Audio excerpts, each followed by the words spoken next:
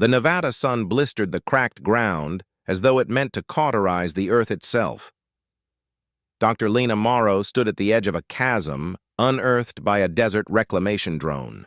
Sand sifted into the black, angular void, unnaturally smooth, unnaturally cold.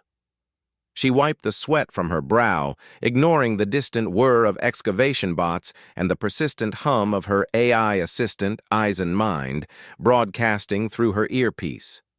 This structure does not match any pre-existing geohistoric architecture, Eyes and Mind informed her. Composition includes alloys not documented in any 20th century database. Temporal resonance is high.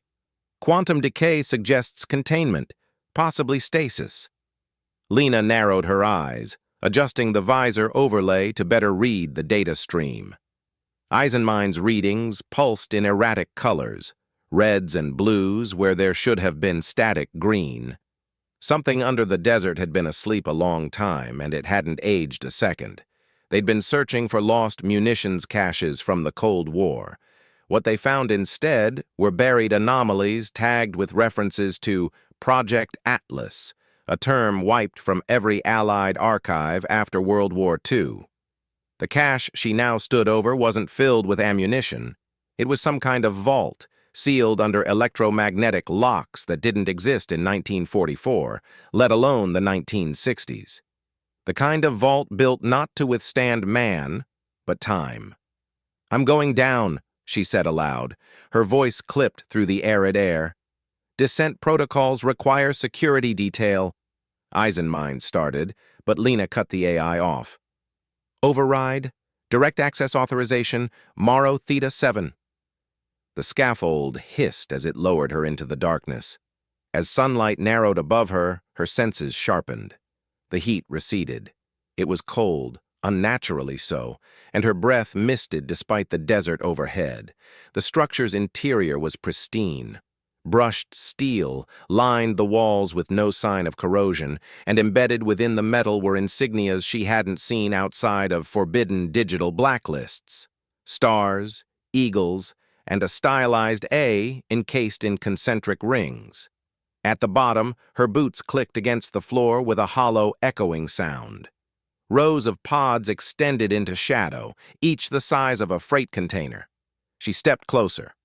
Inside one, dimly visible through condensation, was a man. Broad-shouldered, eyes closed, uniform immaculate.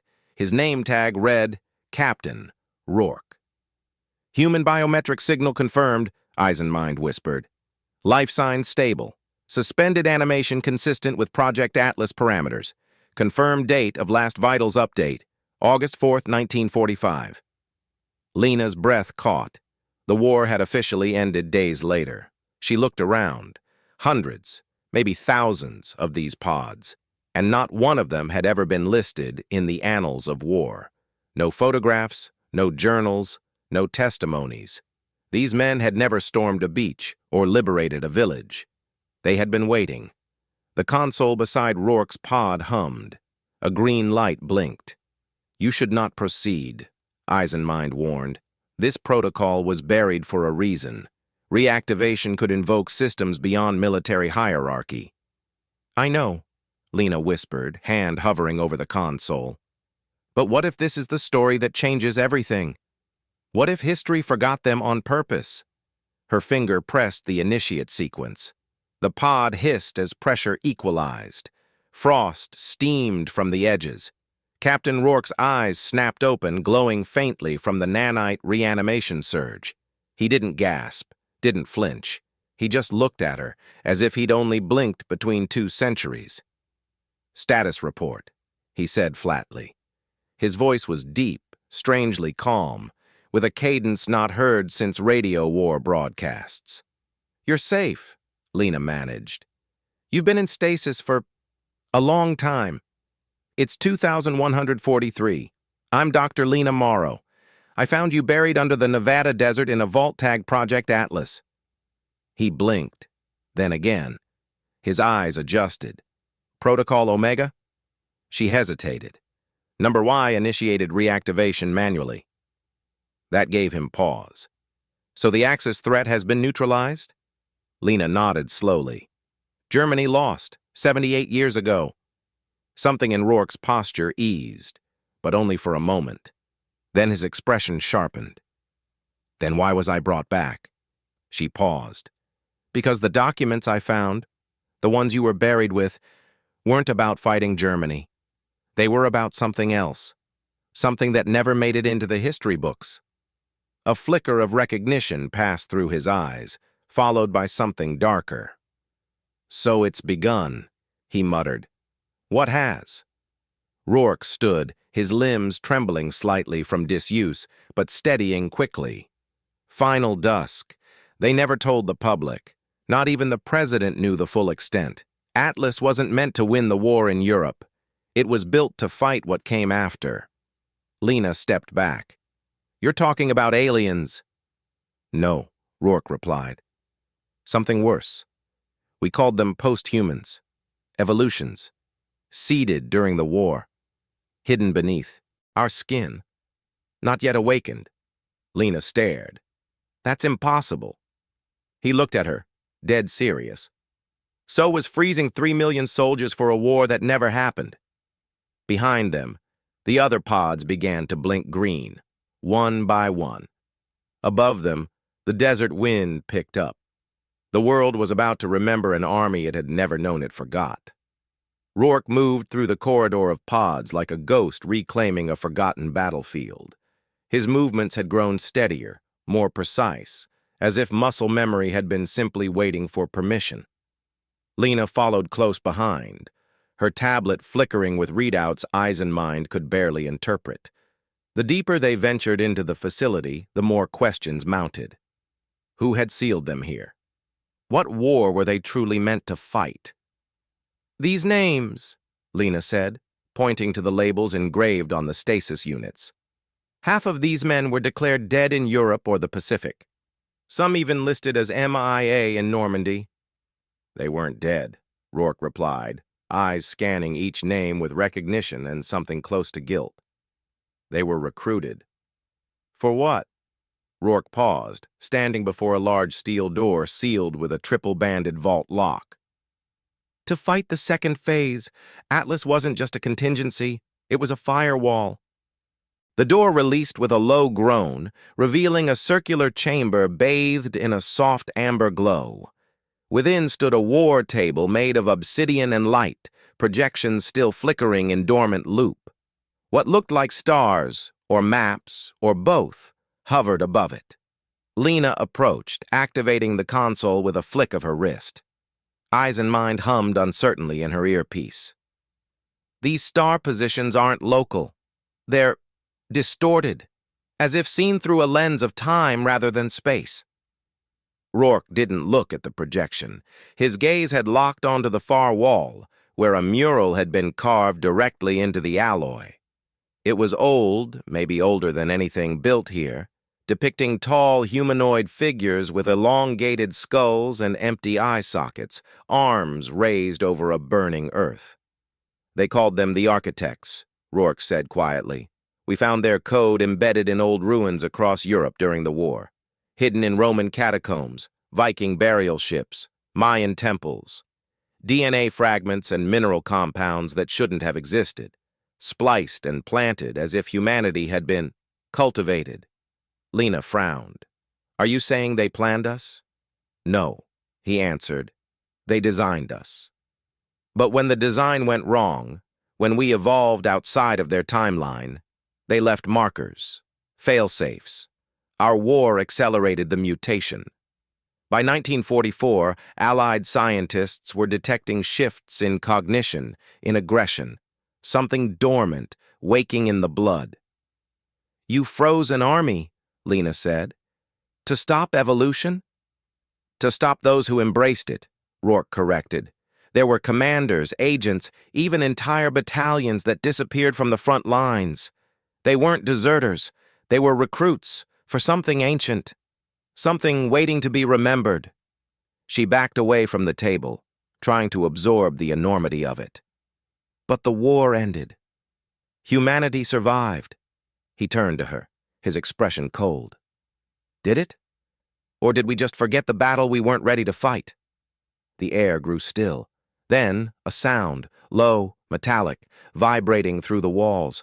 Eisenmein's voice cut in, distorted and uncertain. External electromagnetic pulse detected.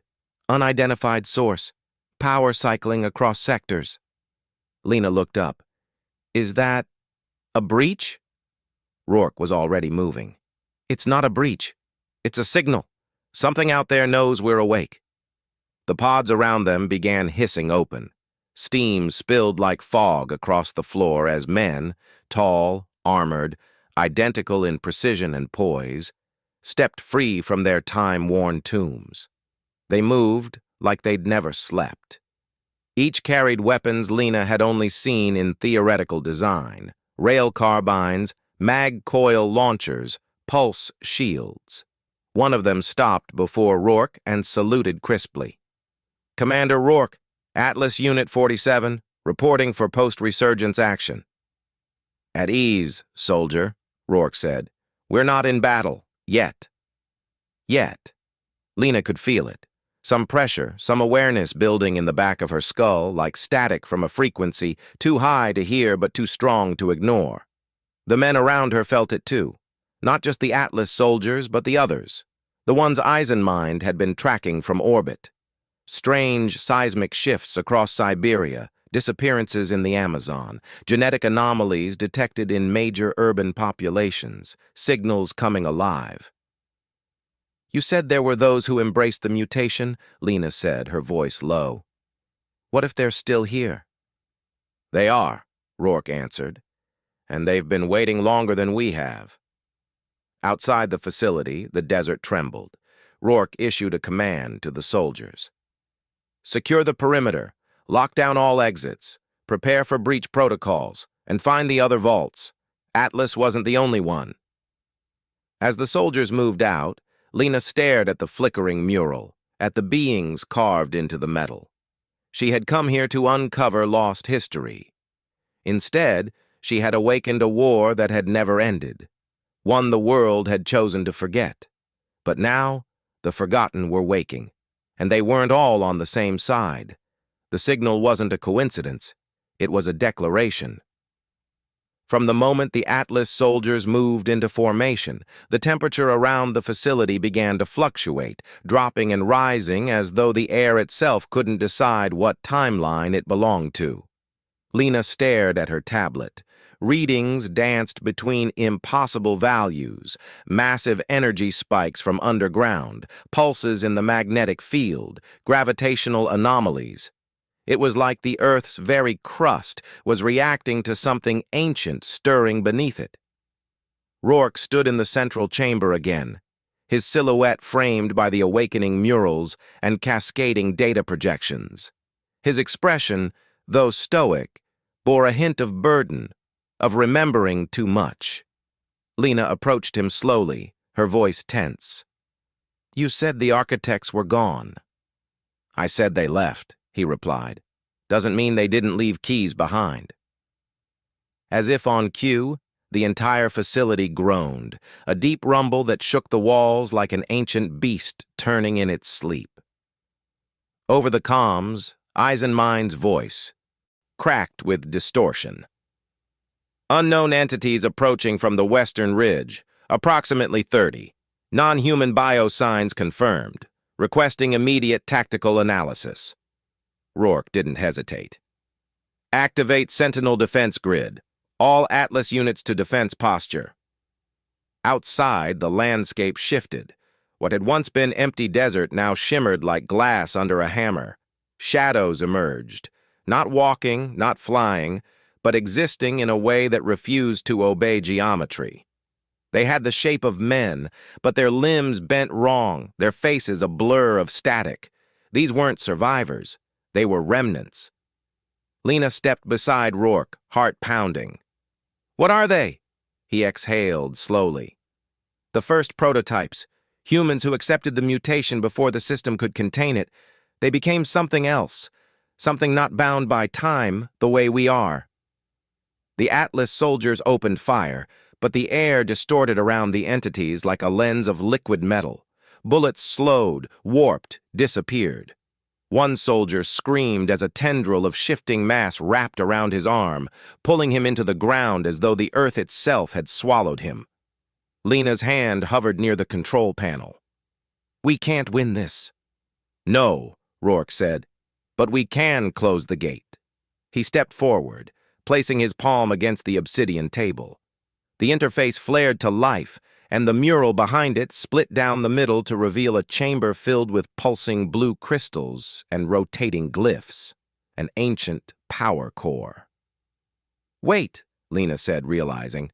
"This facility isn't just a bunker, it's a lock." "Correct," he nodded. "A planetary lock. One of 7. If we shut it now, we delay their full emergence."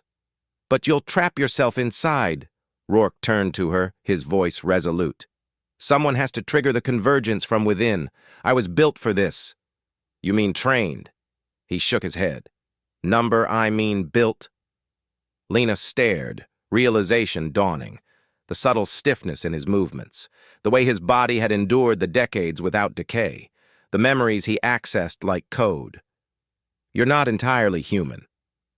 "I was," he said softly, "but I volunteered to become what we needed. Back then, the lines between man and machine were already blurring. They simply took the concept further, designed soldiers who could endure time itself." The facilities screamed again as the entities drew closer, bending reality with each step.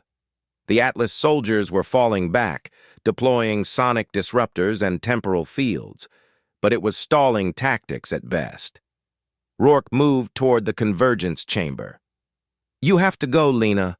Take the coordinates, find the other locks. This war was never meant to be fought in one place." Lena stepped in front of him. "You don't have to do this alone." "Yes," he said gently. "I do.